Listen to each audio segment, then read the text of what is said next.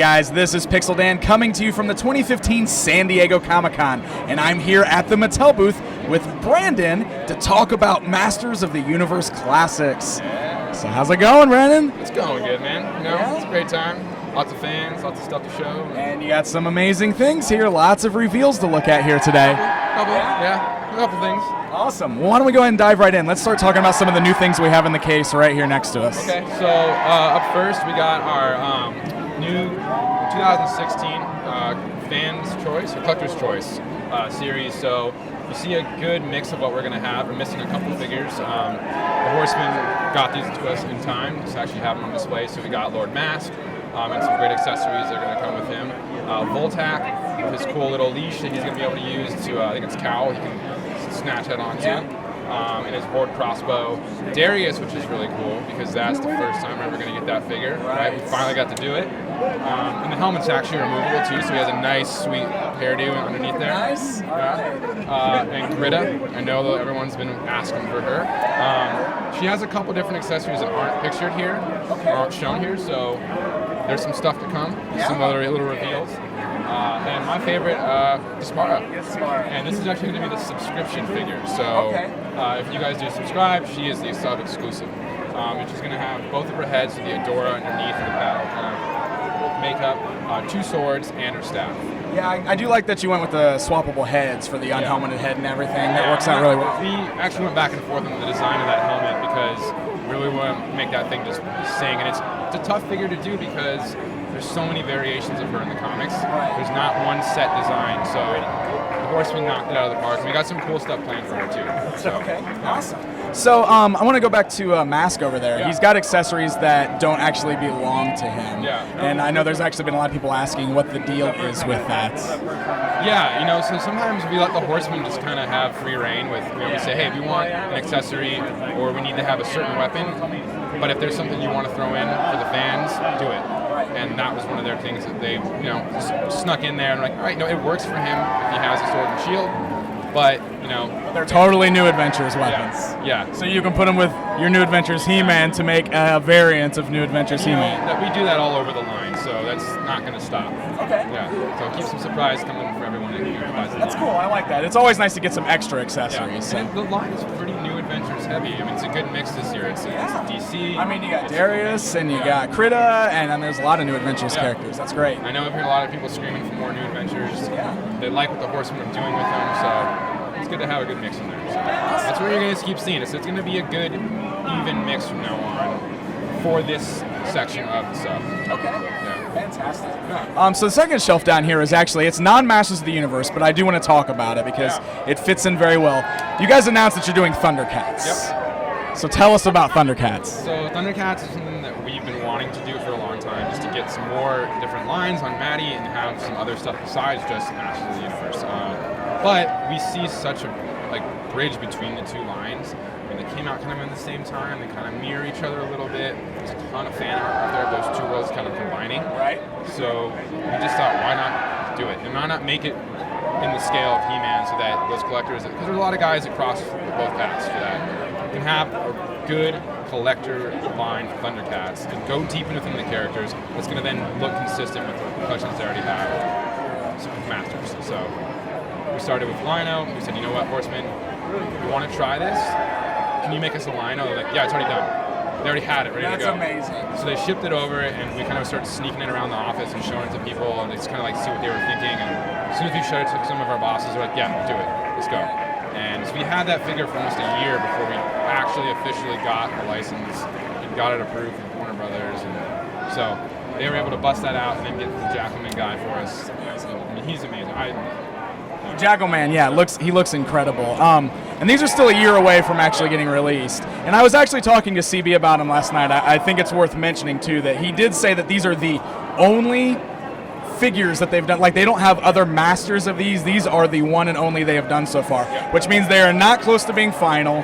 There'll be some tweaks and some changes on Lino. I know everybody online's already kind of nitpicking and pointing out things that should be changed. So you guys should know that there's still plenty of work that's going to be done on these. These are the only copies that have been made so far. I mean, but they look great. We saw these for the first time in this form here at the convention. So they showed up with some of the other stuff that came here, and we were just blown away. You know, we've seen pictures, we've seen some sculpt stuff, but we haven't had a lot of time to really go in and, you know, pick out all the details that we want to kind of modify and change. And there's going to be some, you know, additions to articulation and the wrists, the ankles. We're doing some new stuff for ThunderCats that hopefully maybe we can maybe bring over to Masters as well. So it's not just stuff that is going to be just for them. You know, that's hopefully we're going to keep some parts that we can kind of move and ship between the two brands.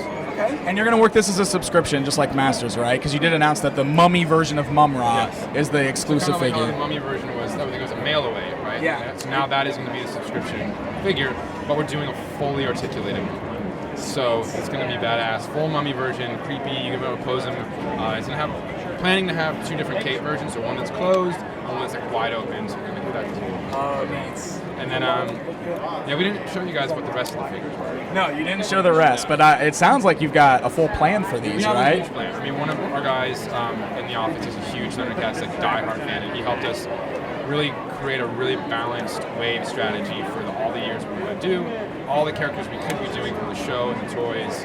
So it's a good mix between like the Lunatics, the mutants, the main heroes, and everybody else in between. So we got to keep, you know, the core guys spread out a little bit so we don't give everything away. Yeah, for sure. Absolutely. But you're going to be really happy with the first release that we're going to do. Now, is it possible that Silverhawks and Tiger Sharks can fit into this since they're all kind of the same world? I've been getting asked that a lot. Yeah.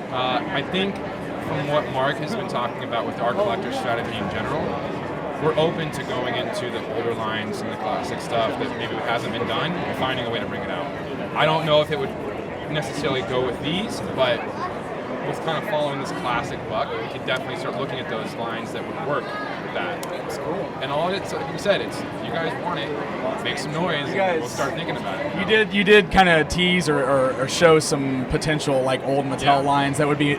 I'll tell you what right now. If you guys do Food Fighters in an updated scale, I don't even know what.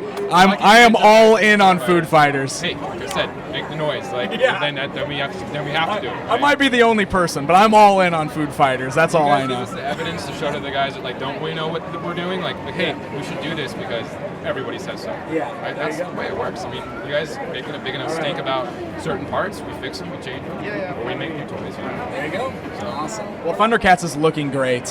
One of the other big announcements, though, going back to He-Man now, is you've got this very Filmation-inspired new line coming out that you're branding as He-Man and the Masters of the Universe. Yep. Yeah, and this is going to be something really exciting. I mean, I know it's always tough trying to get the same heroes back in the line, but do them in a cool, unique way that makes someone that already has like 10 He-Man, why would I want to buy this again? You know, and I think that's what we're trying to do with the new packaging and that really cool animated look. I mean, it's the first time you really get that full Filmation look. And the Skeletor alone, I mean, that Skeletor is the Skeletor figure I've always wanted. Exactly. That one right there. For me, it's like, I've always wanted just that amazing yellow skull that's floating in the hood, you know? So again, the Horsemen have done this really well. We went back and forth with the design of, you know, is it a mix between classics? Is it full Filmation? I actually pushed them to do, like, go full. Like, I don't want to do half-ass one way or the other. It's got to be all or nothing. So it turned out really well, and I mean, they got some new articulation too. The wrists articulate differently than we see, and you know, taking opportunities whenever we're doing new figures or updating. If it's a 2.0, it's not just going to be a new paint job and a new head. It's trying to update what we've done. Anytime we can take a chance to add something new or fix something that maybe that has an issue, we try to do that with the new figures because you know it does take a lot of time to get these things made, and you know we see what's going on. Like, hey, you guys have comments. Like, well, maybe we can't hit it when you want it, but like we'll get it into the brand eventually. You know? Awesome. So the line's got He-Man, Skeletor, Beastman. You guys in the panel also talked about Evil-Lyn and Trapjaw. And then we have Evil Seed for the sub, and then I think Clawful is the last to round it out. So Evil Seed, it's pretty awesome because we just got the 2000X version, and you guys are just pumping this one out right away. He is so unique looking. Can you explain what's underneath the robe here? So his legs are like this big jumble of vines that kind of form leg looking parts. So it's not really like a sculpted or articulated part, but it's literally different sections of vine that come down to become his feet. And so he doesn't have like the same kind of legs as the other guys. He's got something completely unique. So he's a unique character. you know, unfortunately with that robe, it limits you a bit with how much articulation you really get, because you can't even use it if it's under there. So we want to make sure that it's all focused on him, the deco, and the parts that you do get, you know, credit for. Okay. And then also it's going to come with this pretty cool. It'll be a soft PVC like vine wrap, so you can put on all over your character stuff. Nice. Okay, very cool. Yeah, and then the vine that comes out of his hand actually was removable, so it plugs in nicely to his sleeve, and then the hand has a little bit of indentation, so it can hold on. It look like he's he's actually shooting the vines out. So how does this work? Is this a separate subscription then? Yes, this will be its own thing. Okay. It'll be its own subscription.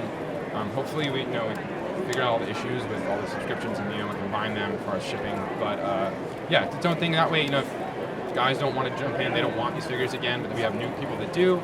They can choose, and they want just the collector's choice or the full formation. And this is going to be its own kind of unique look. Like the packaging is going to be different. It's going to be updated, branding for He-Man and the Masters of the Universe. Okay. So yeah, the figures, will look great next to your collection, but the packaging will definitely look new. Okay. So. Sounds awesome. It's very exciting. And do you guys have plans to go beyond these too? Like if this first one does well? It's like we said, all this stuff really depends on you guys, and if you support it and you want it to keep going, we'll dive in with you. Okay. If it doesn't get the support that it needs, we'll see what we can do to keep it going, or what we feel is right for the brand. And maybe there's something new we want to try. It all just depends. And everything one way or the other. If this doesn't go forward, or if it does, we always scale up or down depending on the success. Awesome. That stuff. So. Very cool. So there's one extra little guy in here, and this guy wasn't even mentioned in the panel. You got Anti-He-Man down here, which is a character from the German audio plays. So what's the deal with him? I don't know, man. You don't know? I don't know how you got no information on this guy. He's just there? He's there. I mean, he exists, so that's kind of cool. It's nice to see those shenanigans are still happening here. I mean, he's cool, right? He does look Black cool and red. indeed. He's an interesting character because, you can look all over the internet for any kind of reference, or, you see amazing customs. And I've read all the German auto tapes that reference him, and it's just like the most small snippet of some kind of visual hint. And it's just like he's black with red hair. Yeah. And he's super evil. Yeah. When he comes from like a pure white gray skull or white skull. I think so. Something. Yeah, something crazy. I wish I knew more about that, but yeah, it's always been cool. I mean, we dove into really figure out what we could potentially do if we were to do that figure. Okay. Not saying we are or not, but okay, all right. Well, we'll just leave it at that then. Yeah, I mean, I like it. Sweet. Well, let's go ahead and move down the line here because there's so much more to look at still. All right, vehicle time. We got vehicles. So we got Point Dread and the Talon Fighter. This thing is massive. I don't know if you've noticed. It's going to be great. So the Point Dread section, the top half will come off and attach to your Castle Grayskull if you have it. But if you don't, it still makes a pretty sweet diorama on its own. Pretty cool thing about this is it's also going to come with a Tila figure, which we showed in the panel. Which is a Filmation style Tila? Filmation style. Okay. Now it's going to be a little bit different. It's more of a Filmation if she was done in the Classics line. Okay. Because when we were designing that and going through, it was before this whole thing had happened. And it was approved and moving forward. So there is a good looking Tila figure coming for her, and she has a swappable pilot head. But it's not to say we couldn't necessarily go back and do her full filmation later on. Okay. Extra stuff that maybe would get that full look.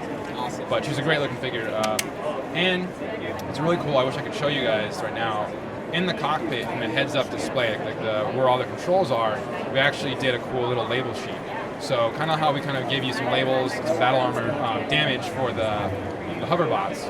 We're going to give some little customization features there. So there's basically a big heads-up display area, and you get 3 different labels to choose from, and you can put them on there, so you can customize what you want. And some cool graphics there. I'll let that surprise be revealed when you actually get it. There you go. It's so cool, and it's massive. It's a 2-seater. You can put 2 figures inside of it. It's just so incredible. And the feet actually lock in really securely to the top platform that spins. So we don't have to worry about falling off the top of our Castle Grayskull. It's going to balance well. It'll balance. Just don't run into it. Don't run into it. It's still big and heavy, but and it's plastic, so you can only be as strong as you really want. But yeah, it is real secure. We worked really hard to make sure that it was secure and safe and structurally sound to work. It's a big thing. That's incredible.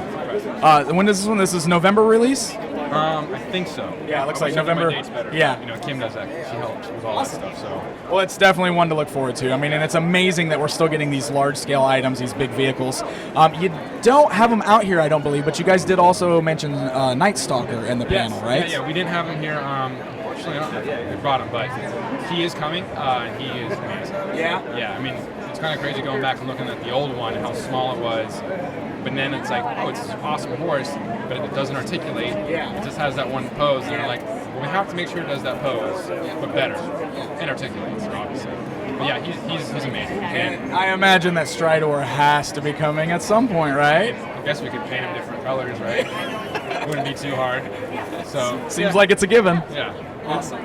Like I said, if the horse does well, we'll send him back out there with some new paint and maybe something else and make him Stridor. Good news. Good news. I like it. All right, we got more reveals down here, so let's step on down. All right, so this is the stuff that you guys already had out on preview night. We talked about it in the panel, but this stuff is here right away this year, which was amazing. Finishing off the vintage line this year. So what do we got up here? So let's start with, I guess what we're really finishing off with is Laser Light, Skeletor, and Laser Power He-Man. Yeah. So these guys are pretty intense. It's the first time kind of really adding like electronic features. So they light up? They do light up.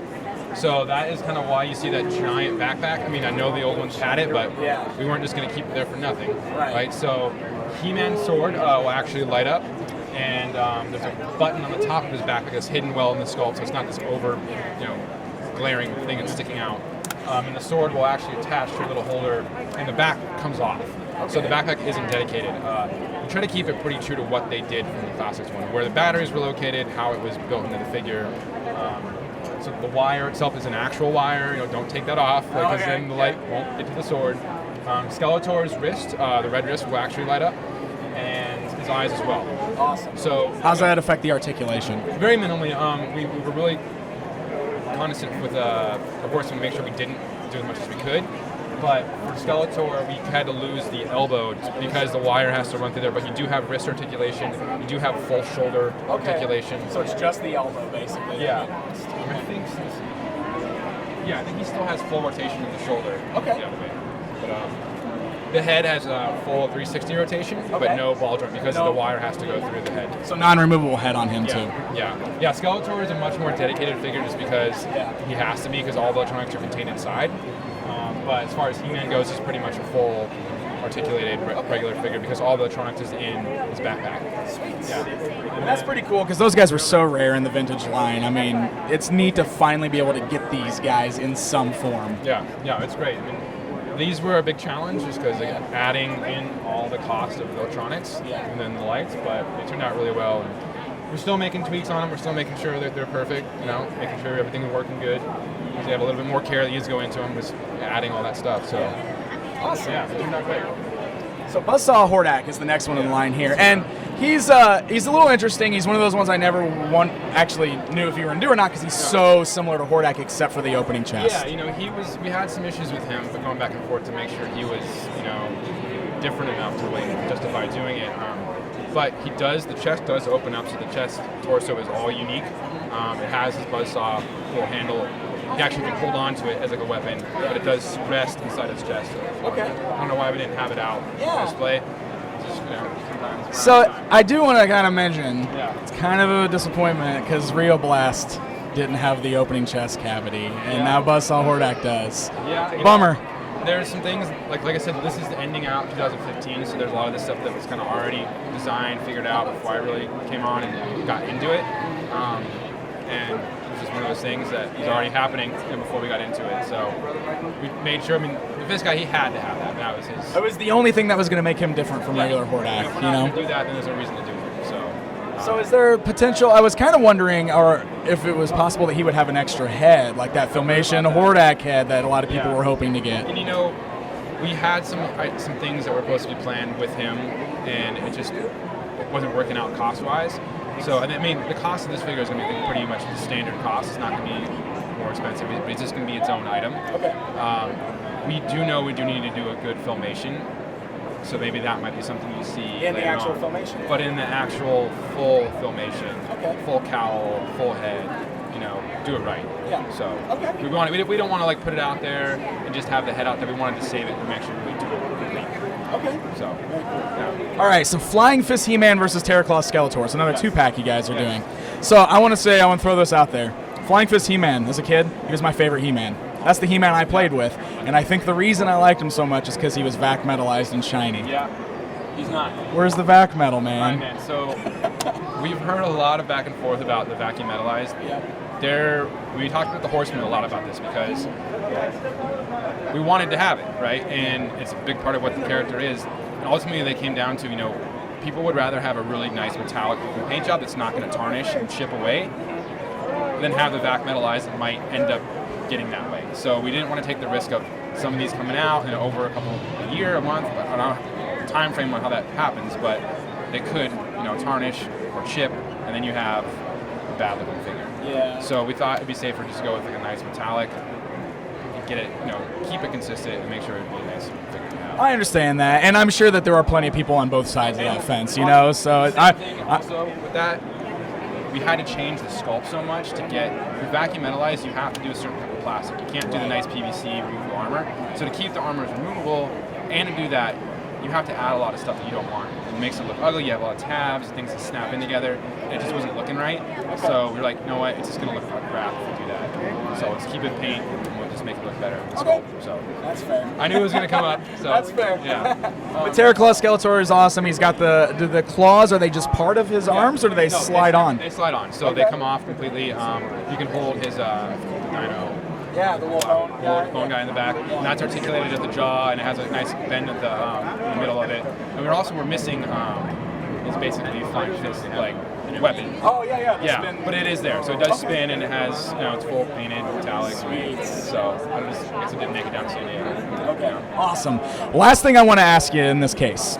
2000X King Hiss is on display down here. We were told at some point we were going to get his snake form. Do you guys have any idea when that's coming? No idea. But is it? It is coming, and it's going to be something cool. It'll be a nice little complete package. Okay. So it's something to look out for. As long as we know it's still coming. It's coming. Okay. Yeah. Good. Yeah. All right, well, we got some more guys that are right behind you here, so let's take a look at some of these. New guys on display. Sarad. Man, this is the first one I gravitated to when I came in on preview night. He looks incredible. Yeah, he's a great looking figure. I mean, all that metallic deco, the gold, the copper, the turquoise, like the chainmail. I think Horseman did a great job. Yeah. He was a tough one to get done because he's very intensive with deco. So, but he's one of my favorite guys from the old movie. Yeah. It's spurring a lot of conversation. Like, can we get more from those guys from the movie? So we're hoping. I mean, like, Karg is so demanded, and I don't know how possible it'd ever be to get a Langella Skeletor and everything, but We're trying. We're trying to figure out what we can do to get that to happen. No promises. I mean, it's not really in our hands, but we're aware of it. We would love to do them. So That's good to know. Yeah. all right. So Perfuma's down here also, new Princess of Power figure. Yeah, she smells pretty good. I don't know if you guys know. She does smell like perfume. Nice.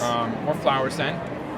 She's been an interesting figure to work on because it's always tough with the Princess of Power because they were fashion dolls and the hair and all the limitations that it kind of starts getting into when you have sculpted hair and the features that they had. You know, there's a lot of people that want certain things certain ways, and you know, we try to do our best to get everything in the figures, and I think we did a good job with her pushing the scent. And then her little flower cap does come off, so you get just a good looking, you know, hair sculpt, and it just kind of friction fits. So there's no weird like holes or anything in her hair that you notice. Okay, that's cool. That's cool. And then we got Dragstore in the back.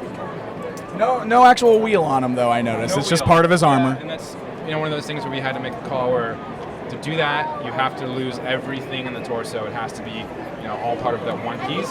And, you know, we would rather just focus on making it look great, good paint. The tire itself is kind of like a soft rubber, so we try to add some little detail there, you know, to keep it in that world. But and it's actually what's cool is his like kind of like motorized crossbow will fit in his back, like kind of exhaust pipe. So it's this ultra exhaust pipe that comes off of it. It's like a nice little touch the Horseman threw in there, and we kind of just kept in. So yeah, awesome. So the last one down here is Dare, the hero son of He-Man, Dare, right? So where does this design and everything come from? This one was a little bit kind of before my time where it came through, and I was just like, I think it's a great looking figure. I've heard a lot of different opinions on him, you know, but it seems like to be a mix. I think the Horseman mentioned it. It's a mix between some of the old mini comic stuff, and there's a little bit of a crossover between the current mini comic stuff.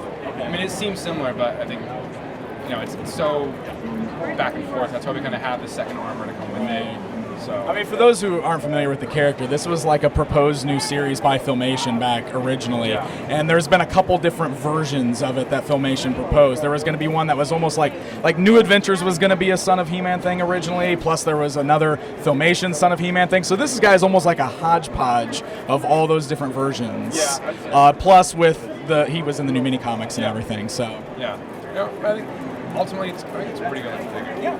I'm so proud. So you guys, Ponytails articulated too, so. the ponytail's articulated? Yeah. Nice. Yeah, I mean, you gotta get that amazing hair Yeah. flowing, right? So. Well, you guys have an amazing assortment of figures. You have some awesome vehicles, surprises with ThunderCats, Filmation. But man, you guys dropped one big bomb on us this year, and we have got to walk down and look at that next. Snake Mountain. You guys are giving us Snake Mountain. Yeah, we are. This is incredible. Look at, okay, first of all, take this in. You see us standing next to this thing? Where are we going to put this in our homes? I don't know, but I'm going to find a spot for it. It is like a 4-year-old child almost, you know? Yeah, this thing's bigger than my kid, for sure. Yeah, it's insane. And it's literally so big we had to cut out the top of this acrylic case to fit it all the way inside. And we got this thing literally Wednesday afternoon. I brought down one box, and the other guys brought down another box. And we hadn't even seen it. And we'd seen pictures the horseman sent over, but we hadn't seen it all complete in color. And so we were putting it together, and then we were like, I think it's too big. Like, I don't know if it's gonna fit in the case. Yeah. And it's incredible. We got some really cool things planned for this, just to make this thing amazing. I mean, if we're gonna do it, we gotta do it right, and we gotta do it big. Is it going to stay this size? I would imagine it's going to scale down a little bit. Probably would scale down a little bit. It's still probably going to be bigger than the Grayskull just because of the sheer mass of what we want to do. But I'd say that if you had Grayskull and you had Point Dread combined, that'd be a close idea of where we would go. Might be a little bit bigger because the price point might be a little bit more. What kind of a price point are you thinking? I don't quote me on this. I mean, they're thinking like maybe 300. So they're trying to keep it around the Grayskull price, even though it's this big. It might go up or below. I mean, because there are a lot of things we want to try to bring to this that, the old features with the microphone or the voice changer from the first one. We want to update that and make some cool stuff happen with Bluetooth and that. I think if you're going to invest in something this big and this expensive, having something really unique like that, you got to have it. That is so cool. Yeah, you guys talked about that in the panel, putting Bluetooth technology in there with speakers and creating an app that you would download that basically works as the old voice changing feature from the old Snake Mountain. But on top of that, I mean, you can connect any Bluetooth device to this. Yeah, I mean, you can have anything you connect to that. It would be a great speaker for no matter what. You can put in like the Filmation soundtrack and have the Snake Mountain theme just blaring out of your castle. Or you can put in the Frozen soundtrack and it can sing Let It Go. I mean, you can do whatever you want with it. That's amazing. I mean, and that just gives you more of an excuse to actually have the set, right? It's like, it's not just a playset, it's a speaker, right?